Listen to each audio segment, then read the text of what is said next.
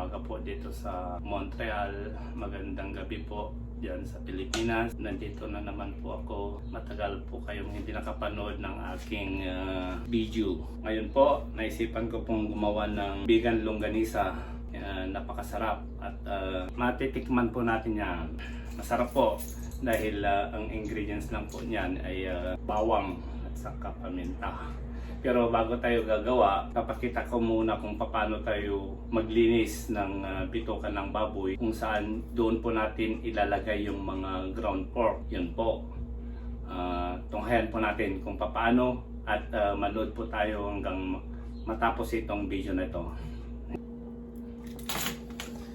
Ito po yung mga kailangan po natin. Ito na yung bituka ng baboy. Dilinisin po natin yan. Gunting at saka barbecue stick kasi babalik ta rin po natin ito. Tanggalin po natin yung mga taba.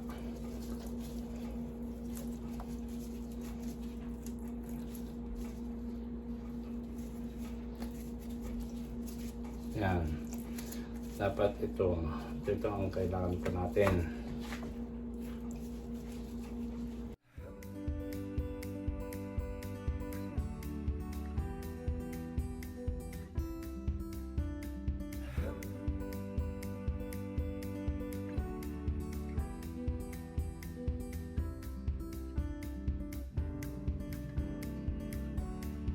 Ngayon po, balik na rin na po natin ito para malinisan totally sa loob. Yan o.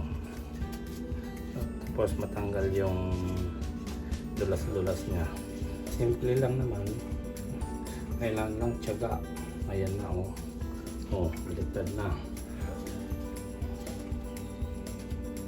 Pwede na natin tanggalin yung dulas-dulas.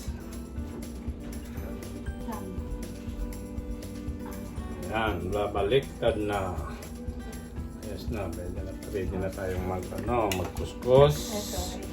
Tanggalin yung mga dulas-dulas. Yan lang po, ganun lang, kasimple. Pwede kayong gumawa nito, sariling version, kung ano yung gusto. Kung anong flavor gusto nyo, matamis, maalat, ano.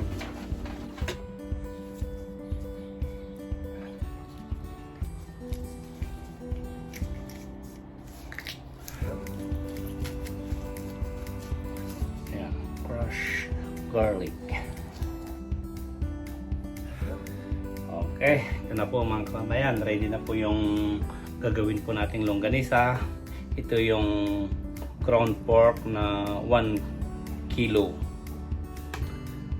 Meron naman tayong 1 1/4 cup of brown sugar, paminta or ginger.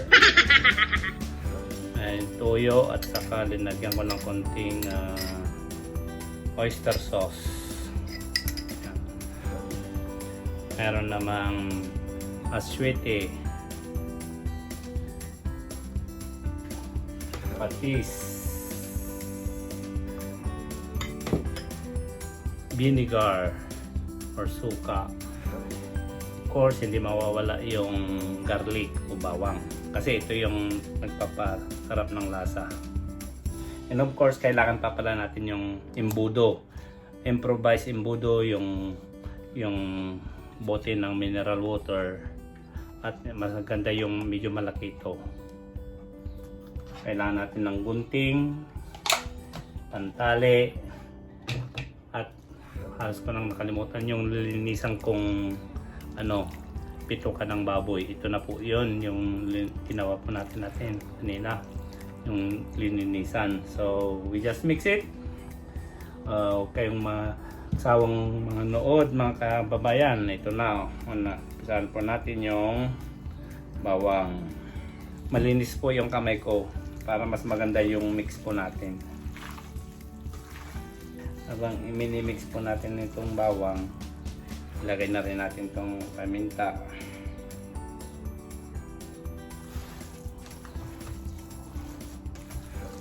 Nasa inyo naman po kung gaano karami yung mga ingredients na ilalagay po natin.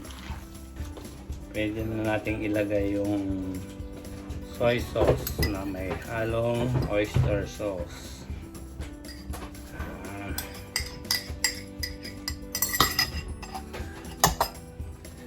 Yung aswete, pero optional po to para may kulay lang. Ganun din ang patis,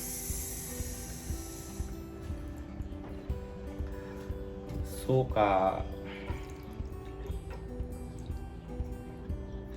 and then brown sugar. Mix na po natin.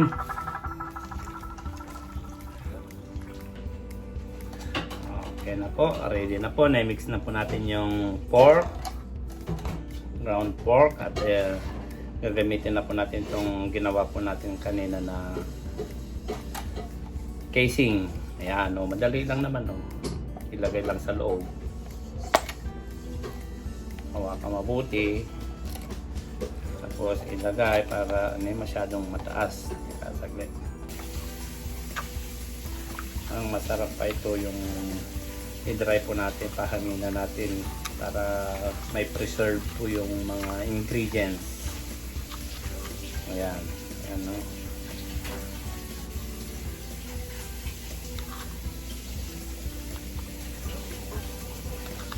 Ayo. Kahit wala yung gap nito, kagaya yung ginagawa nila is okay. Kasi kapag niluluto naman natin ito, medyo at saka may dry, hindi na siya magdudugtong, kaya okay lang yan kahit wala siyang gap na madali lang naman sali, ganito lang.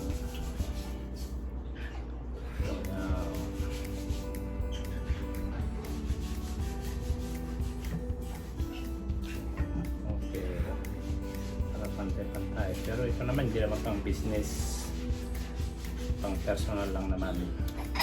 At alam po namin na mas malinis ito kaysa yung binibili, lalo frozen.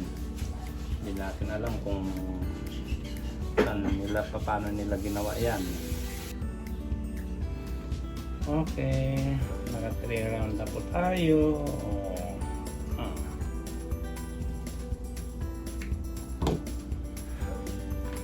Okay,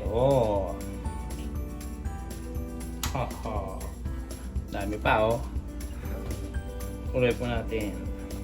Pa natin yung 1 kilo.